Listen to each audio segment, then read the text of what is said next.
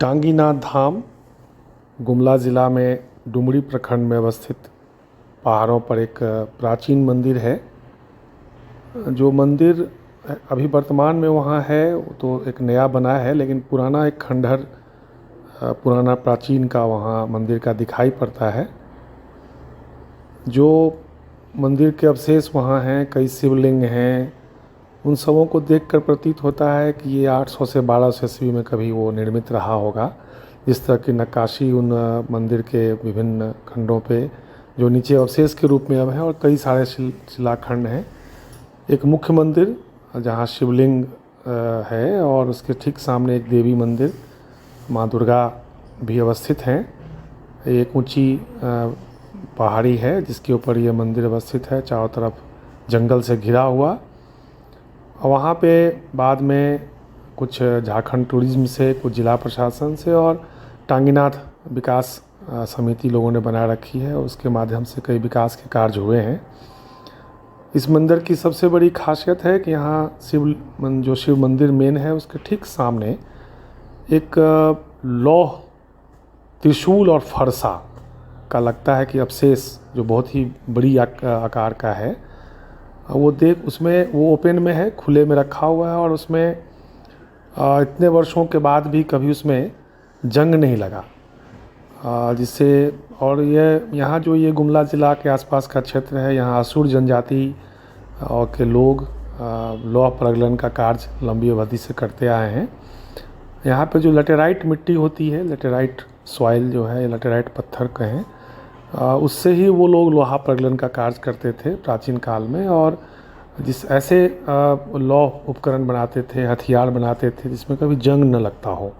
ये छत्तीसगढ़ और ये झारखंड का ये प्रदेश जहाँ की लौह प्रगलन का कार्य बहुत प्राचीन काल से होता आ रहा है। मौर्य काल में भी और उसके बाद भी वह दिखाई पड़ेगा कि लोग यहाँ से लोहे के हथियार आगे मंगाते थे। मंदिर के प्रांगण में जो वो त्रिशूल या फरसा या टांगी जिसको यहाँ लोकल भाषा में कहते हैं, वो बहुत विशाल आकार का है। देखकर लगता है कि उसको 3 भाग में तोड़ा गया है। एक फरसा भी है और एक त्रिशूल है जिसको 3 भाग में खंडित किया गया है। वो ज़मीन के नीचे पहाड़ पर ही गड़ा हुआ है, उसके रूट्स बहुत नीचे तक हैं।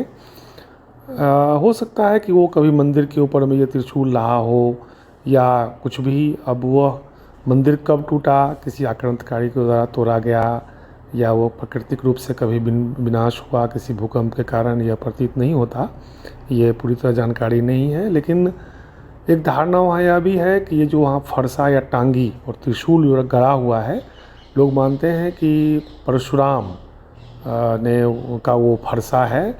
वो जब बाद में ध्यान में लीन हुए थे, तपस्या की थी, तो अपना फरसा को वहीं पे गाड़ दिया था। इसलिए ये भी एक मानता है कि भगवान परशुराम का वह तपस्स्थली रहा होगा।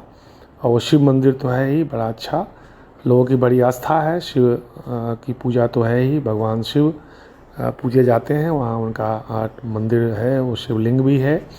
काफ़ी वहाँ लोगों का सालों भर आना जाना लगा रहता है। शिवरात्रि वगैरह के अवसर पर तो वहाँ भारी भीड़ होती है।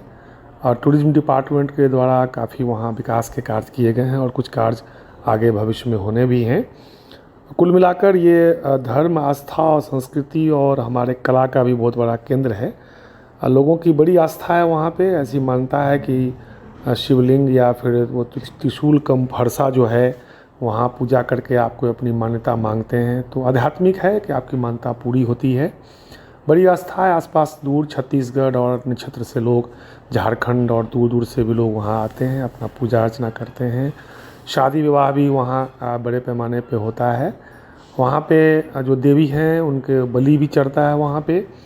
तो ये क्षेत्र, और एक और जो वहाँ पे विशेषता यह है कि जो पुराना छोटानागपुर का नागवंशी राजाओं का राज था, वो इसी आसपास आके समाप्त होता था। और इसके बाद पश्चिम में सरगुजा और बड़बे राज्य वो की शुरुआत होती थी।